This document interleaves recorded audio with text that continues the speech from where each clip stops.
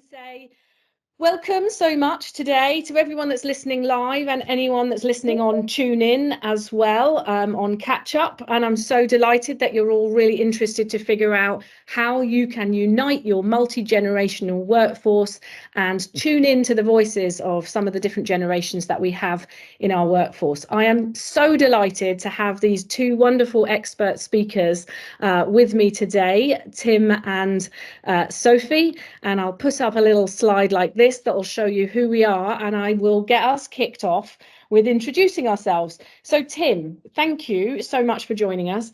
I feel like we're in quite safe hands with you because you have come today to represent and be a really great ally and champion of older workers. So do you want to just give us a potted history and a little quick overview as to how you got to that experience level and what you've been doing, because you've got some great research up your sleeves.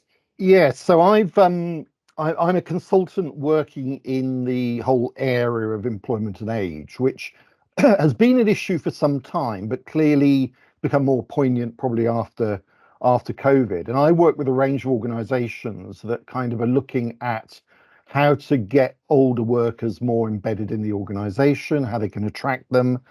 And I think all of them face the same problems, but there is a huge difference between organisations and how they're coping with it. And I think the big challenge that I also have is about how do you promote age-friendly workplaces, as well as how do you prevent ageism, and something we might talk about, because ageism is quite pernicious. Yes.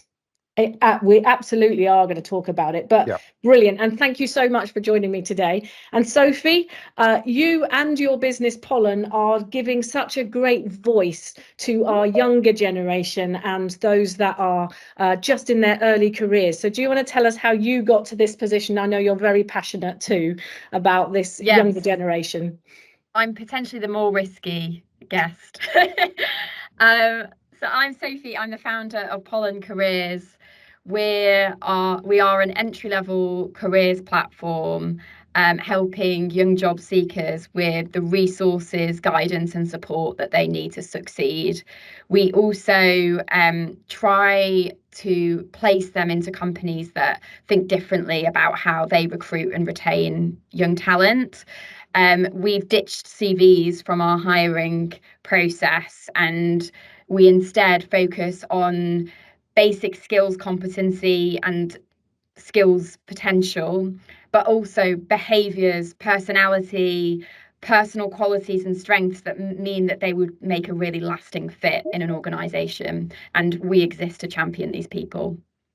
Fantastic. They're very lucky to have you. And having I've got 3 young children, but I have 2 older ones that are just starting in their early careers. And I know that they're going to be in this experience gap, this gap that says, well, you can't join us because you haven't got experience, but you can't get experience. And so really great that they've got people like you on their side. So I'm just going to flick to, and I screwed it up already. There we go. I'm going to flick to this slide and just for a moment say to anybody that if you want to connect with any of us on LinkedIn, then there's a lovely little QR code, or you can just use our names and you'll probably find us. But there we go. So I will also introduce myself for those that haven't been on any of our calls yet to date. My name's Sally Pritchett and I'm the co-founder and CEO of Something Big. So we are a creative communications agency, and I personally am what I would call a veteran, which is a polite way of saying quite old, of communications. And I've been passionate about communication for about 3 decades now. As a business, we're sort of really on a mission to make a meaningful difference. And my personal mission is to make workplaces fairer, healthier and happier for everybody.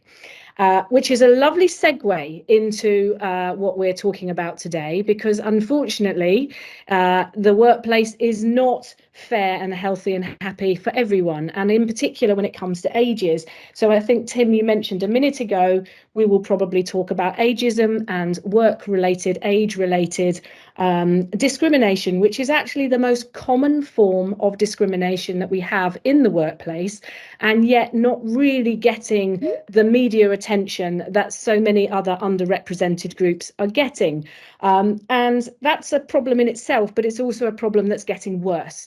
and it's going to get worse for a couple of reasons. One, at one end of the extreme, represented, today with Tim and all his knowledge, we are an aging workforce and an aging population, and in fact by 2050, 1 in 4 of us in the entire world, not even just in the workplace but in the world, will be over 65.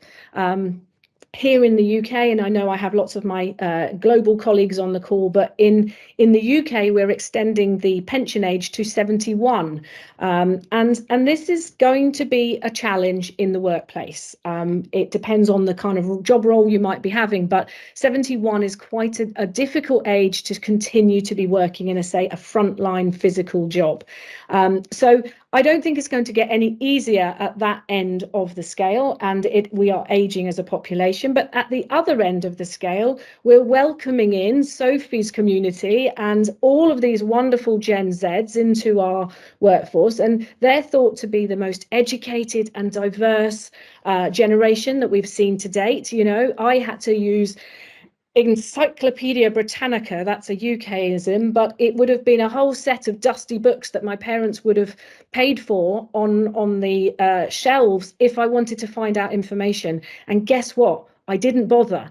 So, I was not as educated and knowledgeable as this next generation of Gen Zs, who can literally speak to Alexa or whoever, and don't even need to sort of write anything into a search box to find out the information. And that information that they've got access to makes them a fantastic strength to come into our workforce. However, they are also entering the workforce in many cases from home.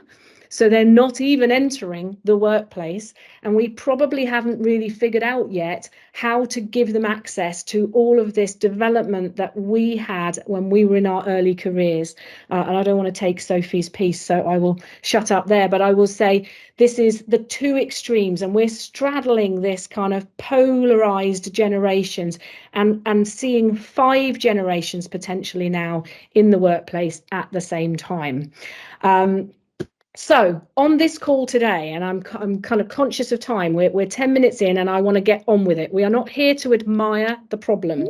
We are here to, number one, accept that there is a plethora of research, and we will put some links into the chat during the call, but there is huge amount of work that's been done on this already that both says that it validates that this challenge is here, that generational differences do exist, that they are challenging relationships between generations, that there is a very poor and unsubstantiated media narrative that is making this even worse, and that employers are not equipped yet. In fact, only 6% of employees feel that their employers are equipped and thinking and considering this. And worse still, and I think this is probably the crux of it for me in business, it's impacting productivity.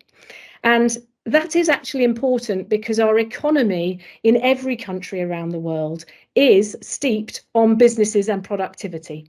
So we do really need to get this right. And I think that what we're actually doing at the moment is we're sort of sleepwalking through the problem and not dealing with it. So what we're going to do is we're going to zoom in on these two extreme generations, our younger workers and our older ones, and we're going to listen and tune into their challenges, frustrations, their needs, their wants. And then we're going to tune out in the second half of this call, we're going to tune out and look at the broader ways that employers can unite their workforces. So Sophie, I think I'm going to kick off with you.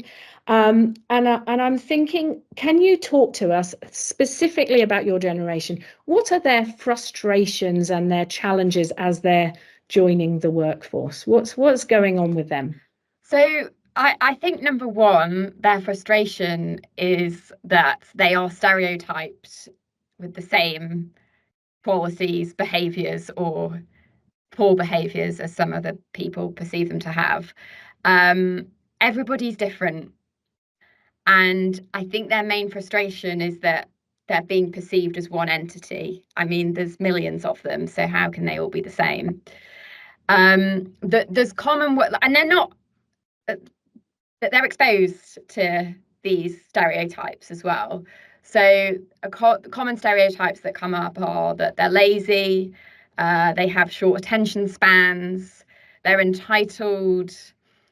And what's interesting is how, I mean, they are also, as you've already pointed out, Sally, incredibly articulate and incredibly informed and incredibly knowledgeable.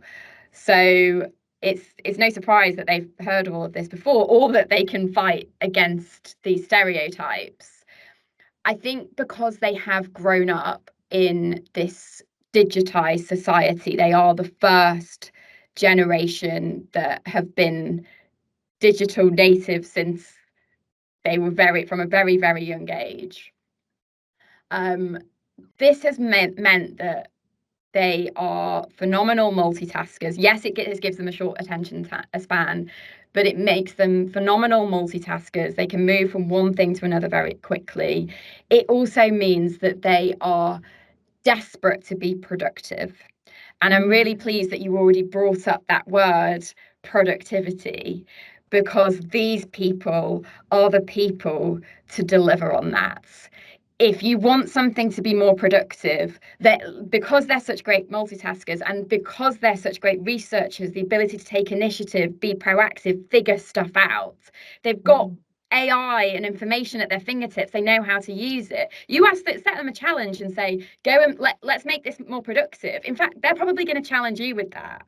They're going to be able to deliver on it. And there is no generation more able to achieve that. So these frustrations are born out of really a lack of foundation for these wild claims and these this typecasting that goes on against what is actually a very, very large group of people. I think that's fabulous. Thank you so much for already bringing to the surface some of their strengths, because I think there is a phrase that my grandmother taught me, which was sticks and stones can break my bones, but words will never hurt me.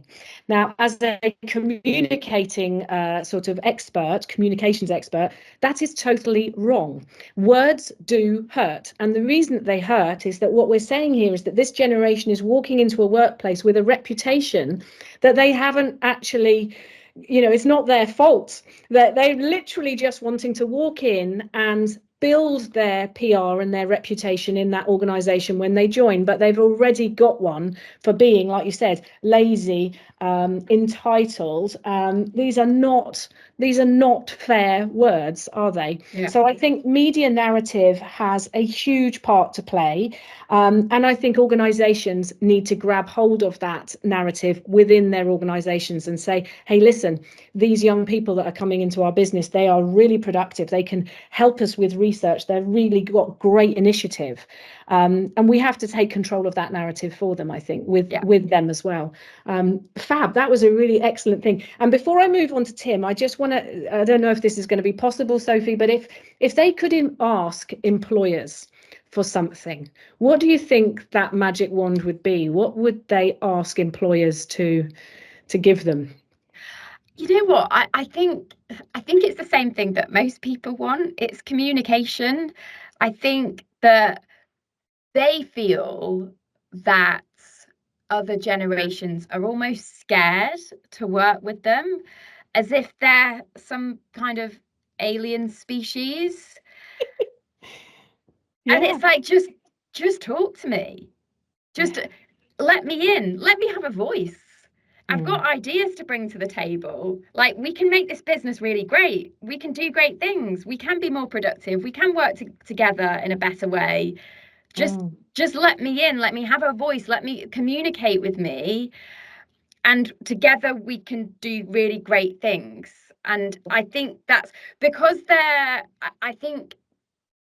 they are dealing with barriers of generations and not really understanding other generations. They don't know where the line is. And I think that transparency is really important up front. Like they might have their family saying, stay in line, stay quiet, like don't challenge the status quo, do what is asked of you. And there's this confusion because it's sort of they're grappling with how they instinctively feel. And they're like, well, like, I'm being told this, but this sort of doesn't really align with my values. This isn't what I think the world should be. I am informed, I am worldly, like I do have lots of information and ideas up my sleeve, but where is the line? Where is it appropriate for me to step in and say, I want to add value, like I want to do things, like I've got ideas, like where is that? And I think it's really important to know that as an organization, what those parameters look like, and B, communicate them. I love it. Sophie, I love this. It's brilliant. So when we zoom out in a moment, we will absolutely, because this is exactly where my head is at, is organizations need to know what they actually want from all employees, young or old, in terms of innovation and ideas, and where is it appropriate to voice that. And as ever, if you're going to ask for it, you need to listen to it. You know, there's no point otherwise. But yeah, I love that. But I come back to your comment there. Let me in. You know, let me in. Let me have a voice. Talk to me. Let's, you know, let me come in and be myself and show you what I've got to bring with me. Fantastic. Right. This is powerful stuff already. I'm loving it. Tim, let's look at older people and what are they feeling particularly discriminated against as well? You know, what's going on for them? Well, just make a couple of introductory points that might be sort of useful. I mean, and you've mentioned that we're an aging workforce, and I think that needs to be appreciated by organisations. I mean, 1 in 3 UK workers are over the age of 50, and it's the fastest growing group in employment terms. And if you think about it, people at the age of 50 who are classified as older workers, is a question that we generalize a bit too much about older workers, just as we do about younger workers, which I think can be a little bit inhibiting. When you reach the age of 50, you probably can work for another 18 years, which is nearly a third of your actual working life. And I think that's really important, because organizations, whereas in the past they may have dispensed of older workers, now have to kind of address their needs, but for basically sort of economic reasons, as it were. But I think that the point about older workers, by way of context, is that it is quite a broad group. And I think part of the difficulty of this is that we always assume that they're going to behave according to the norms, whereas they don't. And I mean, there's a whole concept of subjective age, there's concept of organizational age, and actually, I mean, I did some work recently with a third sector organization which had a multi-generational workplace, and it was talking with different groups of employees at different ages and different kind of longevity in the organization about what they thought about the organization, what they wanted from their roles, etc. And it's a lot more of a complicated picture than just saying it's younger versus older. And I think that's really important, and organizations don't necessarily understand that. But the challenges and the discrimination, I mean, first of all, a lot of older workers post-COVID have suffered in terms of inequalities. So, and in particular for some groups like women, those from ethnic minorities.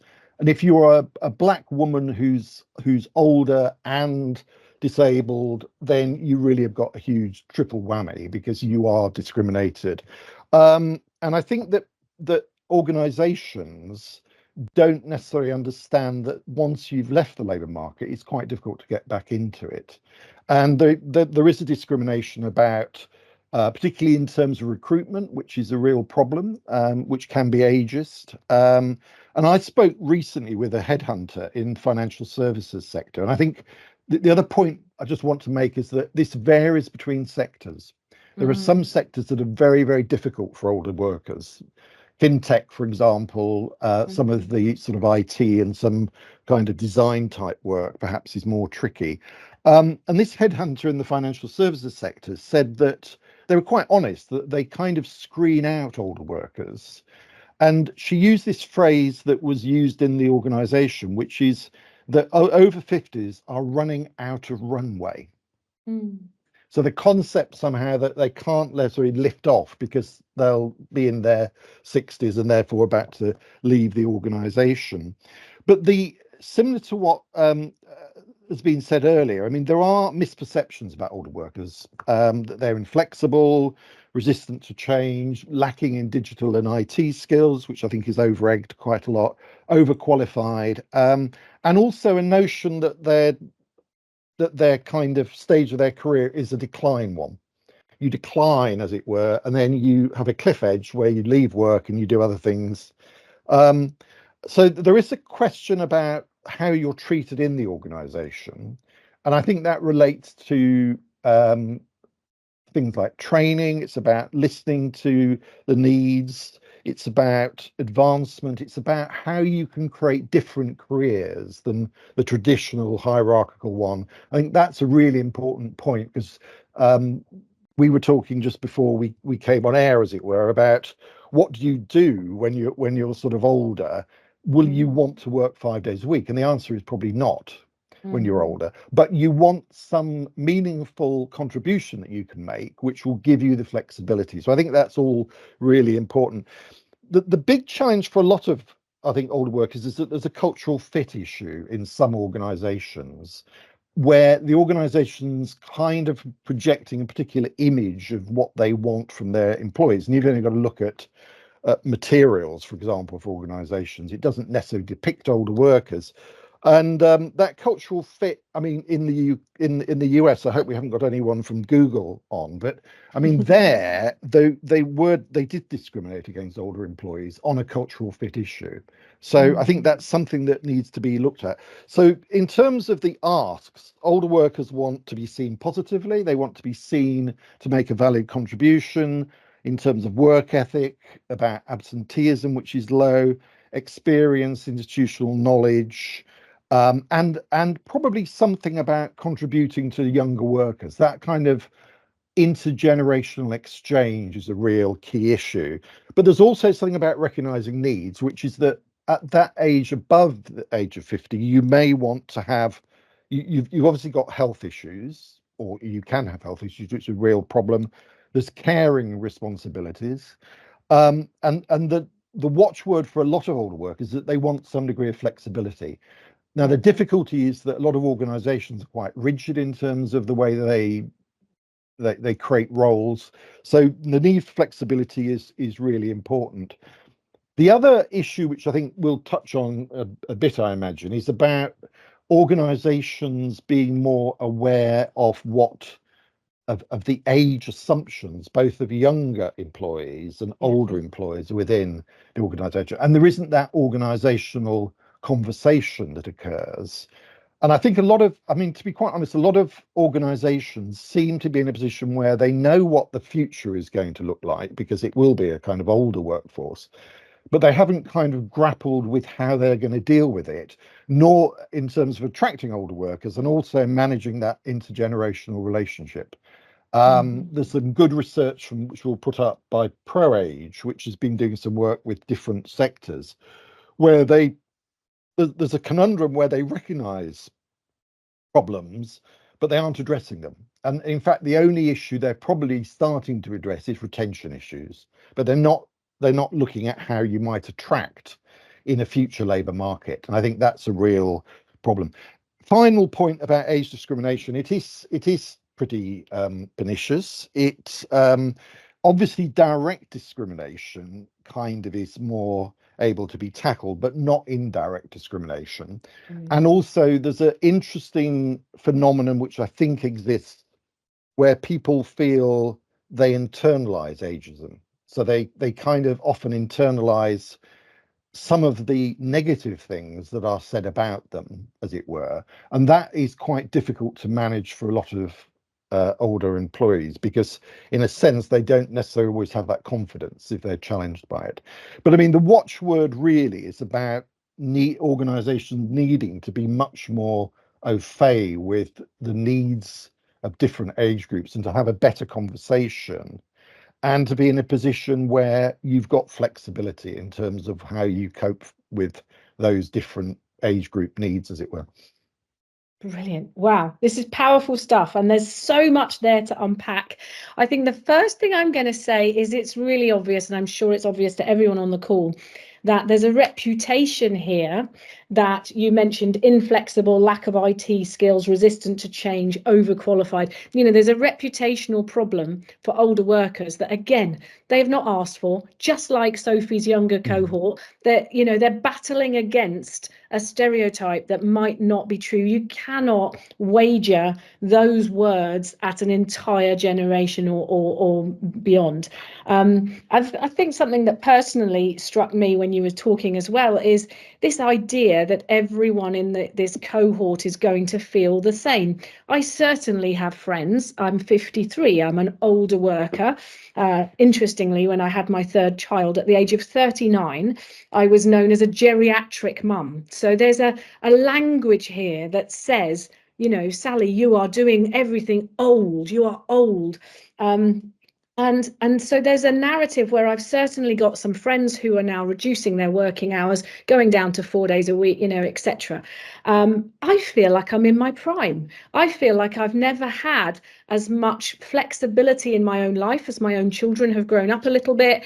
And I've got to an age where I'm feeling passionate, but I've got the experience and sort of wisdom to go with it. So I'm loving life. I'm not wanting to reduce. And so that's, and there is parts of me that make my friends say that they go down reducing hours, and I'm thinking, maybe I should be too. And, you know, I think we've got to stop looking at any generation or any cohort and just whitewashing them with an entire sort of blanket reputation. So that's the thing that we are going to take across. The other thing I heard you say, and it was brilliant, is meaningful. I want to be meaningful, which is what we're hearing from Sophie too. Give me something meaningful to do and let me make a contribution. And I think organisations have got to get better at showing people the contribution that they're making and let them in, as Sophie said earlier on. I love that you said better conversations. And I think perhaps there'll be people on the call that know that we sometimes follow a little script because that's what HR tell us to do, or that's the policy or whatever. And I think those scripts don't always help us. What we need to have is human conversations that say, you know, what's going on with you right now? What stage in your life are you at? What do you want? I think that the best thing we can be doing is to be, I have a conversation with newcomers in our organisation. You know, you won't be here forever. You're not going to work in our organisation forever. You want to come in, you want to make an impact, have a contribution, do something meaningful, add to your own life and to our organisation, and then you'll go on somewhere else, and that's fine. So what's the thing that you want to bring to this organisation right now? And I think whether you're younger, older, or in between, everyone needs to have that conversation.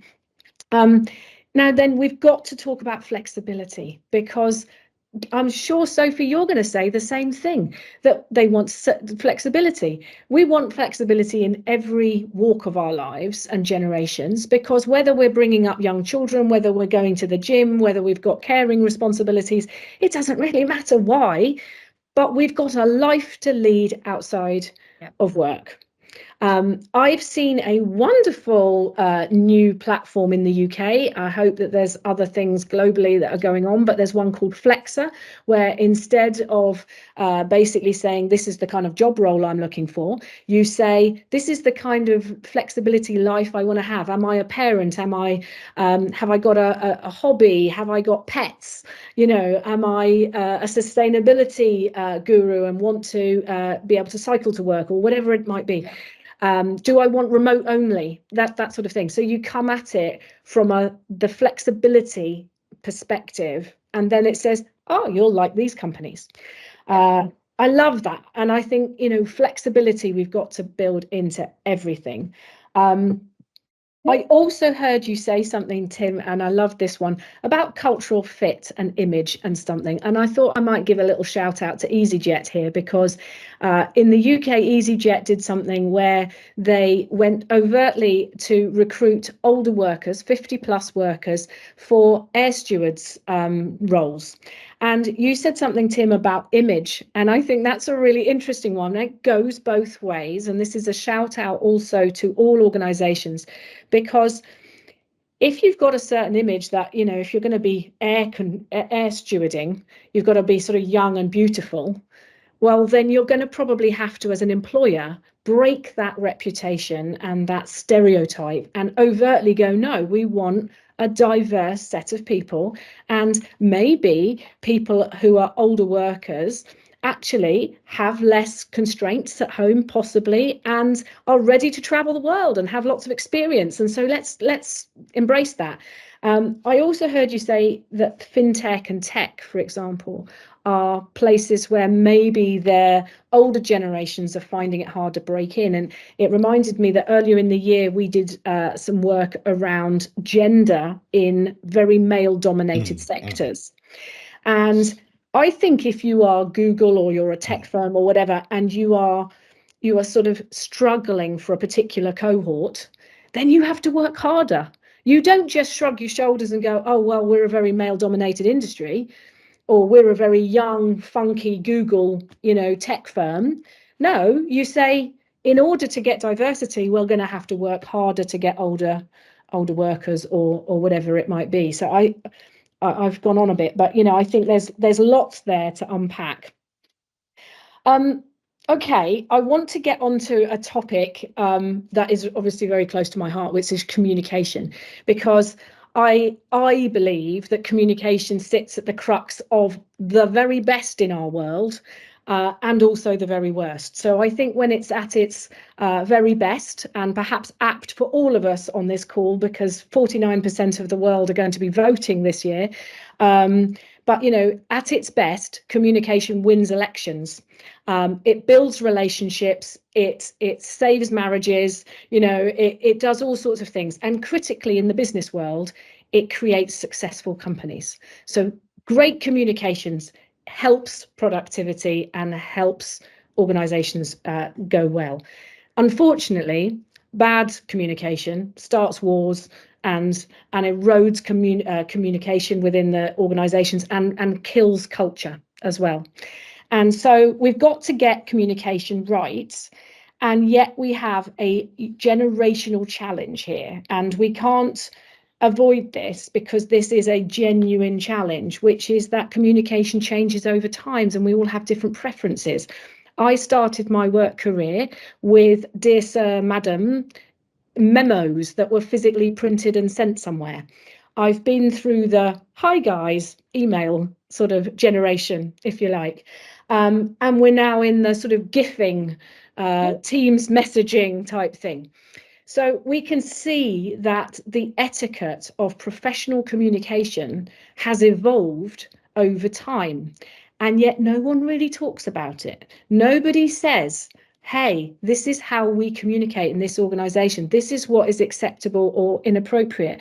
And what I think we're finding is, if you did a Dear Sir, Madam right now, or did, you know, if you did a Dear Sophie or Dear Tim, to a younger generation, that actually might sound a bit passive aggressive, right? Meanwhile, the response times of messaging and communicating have massively changed. We used to take a day to respond to an email, and now it's a few minutes with a Teams message. So airing a younger worker, and in other words, leaving their message read but not responded to, would also seem a little bit rude and poor etiquette. So now, help me, both of you. How on earth are we going to take our generations, all of them, on a communication journey? Sophie, shall I start with you? I feel bad. My prediction is actually that email is on its way out. I agree. I think, I mean, there's so many different ways that you can communicate. And when I was in, my background is in agency. I was in media for 14 years before I set up the business. And that was all that was born into me, was writing good emails. And I still see, like, that's still the norm for a lot of companies, and a lot of organizations just expect that young people coming to the workforce know how to do this, that it's like second nature. But you don't know what you don't know, and every company's communication style is different. So I'm sorry, you do have to sort of be quite explicit about it. It probably only take 2 minutes, but like, just tell them how you prefer to communicate. But the way that I have a team of young people. And I mean, you just adapt. You figure it's all about trial and error. We do email with some clients that prefer email. We use Slack, equivalent to a Teams, which is what we use most of the time. We do have a WhatsApp group, but they sort of have boundaries. Like, it's not, the boundaries haven't even been set by me. It's set by them. Like, they've sort of got these personal boundaries. And we might use WhatsApp for them to send, like, someone wants to share a funny TikTok video that they saw, and I'm there like, what is this? What is this? How do I access it? And they've sort of created those communication lines as far as what they feel is appropriate for the business and for themselves, and for like creating those barriers, which, I mean, I have so much time for. Like, they've dictated the culture of communication, and it all makes total sense. Like, there's some channels that work for this thing, there's other channels that work for another thing, and then there's another channel that works elsewhere. I think it comes down to adaptability, and like, we do live in a world where we've got dozens of apps on our phone. We do switch communication channels. We want to limit it as much as possible, but like, just lay it out. Say, okay, this is what, let's try this. You know what? We don't have great communication in the team. We're constantly waiting for people to respond to emails because we're all let's break this down. Why is this happening? Maybe we're all sending each other these really long emails and nobody can be bothered reading through it. And it means that, like, let's chat to them, find out, well, why aren't you responding to my email? Don't like using email, doesn't work for me, and I don't have the attention span to read through all of your emails. We could communicate more quickly if we used an instant messaging platform, or if we use voice notes, for example, or if you just called me up. Like, let's break this down. Let's figure out what works for teams, and try what you adopt for one team doesn't necessarily have to be adopted across the whole company, but maybe you can try something that is going to ultimately bring greater productivity to your work and is going to work for different team members within that. Yeah. And I love this, because what you've mentioned here is, you've mentioned Slack and Teams and voice notes and email. And this is kind of one of the challenges, isn't it, right? Because we have such a plethora of ways of communicating that even listening to you, I'm almost coming out in sort of hives on the basis that it is difficult to navigate. And I think, this might be working really well for a whole load of younger, people in the organisation, and they're adapting, etc. But what we've got to actually do as an organisation is make sure that communication is two things: effective and inclusive. So we've got to be able to go, right, the next person that walks in the door of this organisation, how do I help them navigate this? Where is the etiquette here? What is effective and what is inclusive to them as well? And I think trialing it, yes, and then guiding the entire workforce. And I think Joanna's just put something on the chat about that, which is, what do we do when we've got so many different tools and such a diverse workforce? I know, for example, I am happy to do all sorts of things. Lots of people are now sending me voice notes. I haven't figured out. I think I've sent a voice note to someone that's got no words on it because I didn't know how to speak. So I think it's that helping everyone come on the journey. So Tim, what's going on in the world that you see on communication? So I mean, there are a number of points just to make. One is that I think there does need to be fairly coherent organizational norms and expectations, and obviously you can have teams need to get a kind of consensus on what is the right channels that meets the needs of different people in those teams, and kind of work out when and where those are used, and that kind of. But often there is an organizational context which is quite important. I mean, if you look at the NHS kind of has got to have a public audit trail on quite a lot of things. It's got to have communication with different types of people. How do you then manage that? And I think organizations aren't kind of giving that degree of attention to this. So it is a really important issue because it can cause frictions. There is something about training, particularly of older workers, about what what are evolving methods, and also a degree of skill swapping, because obviously the thing that I hear in some organisations is that older workers and I've seen this in one organisation where older workers have been talking to their younger colleagues about telephone manner and etiquette and all of that, and actually that kind of interpersonal skill is something that's important in some kind of organizational settings with some challenges that you kind of need. So it's really a need to get that right kind of mix together, but recognize that it does have to be, I don't think it can be entirely left to teams, because I think you've got to have a framework across the organization, but you do have to have that debate that occurs so that people don't feel either marginalized or they don't kind of pick up on issues because they're not following a particular channel. Yeah. And I don't think organizations are kind of doing this in a systematic way sufficiently. I agree, and I don't blame organisations for not being very systematic with it, because honestly, I think, you know, Teams updates itself every few days or whatever, and suddenly you go into your email and there's got more functionality on it. So I think that the tech is evolving so quickly, and our behaviour is evolving so quickly. It is quite difficult to get a grasp of it.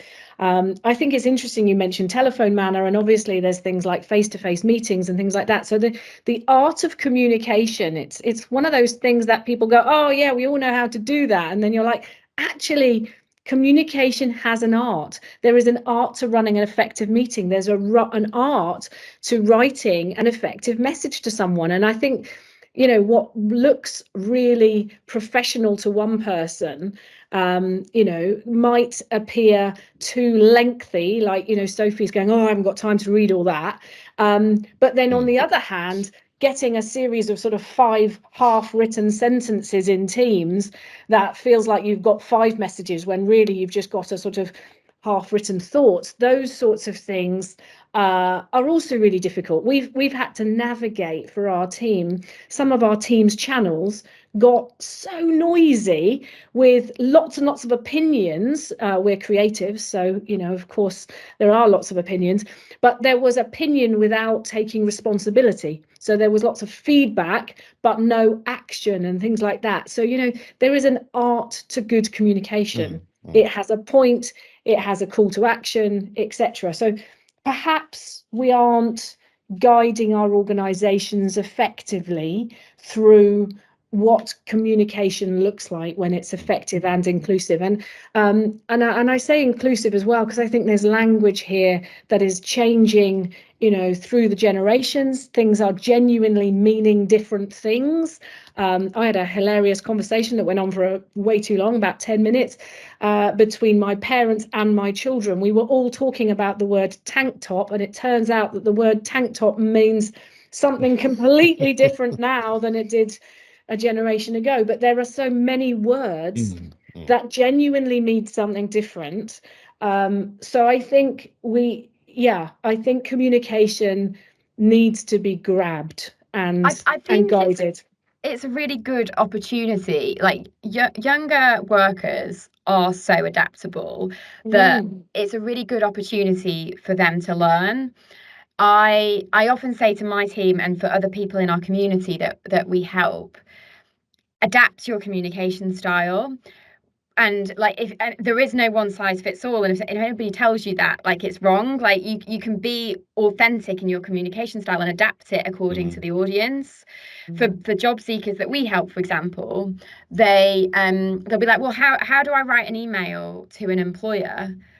I just read the room, do some research, go on their website. Do they feel more corporate, or do they seem really fun and like really relaxed in their communication style? Who are you sending the email to? Go on their LinkedIn page. Do they have they written posts? How do they talk?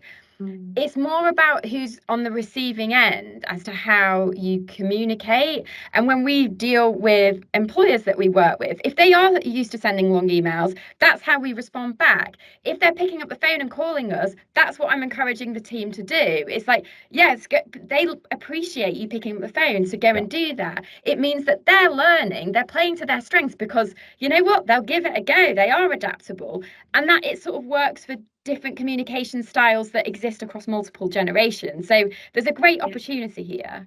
Yeah, brilliant. And I've just seen I'm going to pick up on a comment in the chat as well about the NHS, and I think that's a really interesting, and the NHS is a UK organisation, but there are organisations all over the world that have the same sort of bureaucratic and perhaps compliance levels that they might need. You know, we have this in financial institutions and other industries, but there is an interesting thing here about how we need to communicate certain information because it requires an audit trail, you know, and I think we might need to be spelling that out for younger generations. Listen, actually, when you're communicating on these topics, we need a more formal process, because I'm all for communication becoming less formal, which is what we've definitely seen through the generations. But yeah, there might be some places where it's a challenge. And I'm very intrigued by us. Everybody's now adapted very quickly to bringing sort of co-pilot, or basically a sort of capture, an AI capture of a meeting so that it can write all your notes. I think it's really interesting that we're doing that, because you know, certainly in the UK, our government have been a little bit caught out by their WhatsApp messages. You know, what we're doing now is we're bringing in technology to all of our communications. And I hope that actually improves behaviour and people think a little bit more about the things they say, given that it's going to be written down forever. Maybe our government could think about that. Anyway, so communication. We are sleepwalking into a lot of challenges, basically, but we have a massive opportunity if we grab it and guide everyone through it. I also want to talk about relationships, because I think relationships between workers are the crux then of productivity.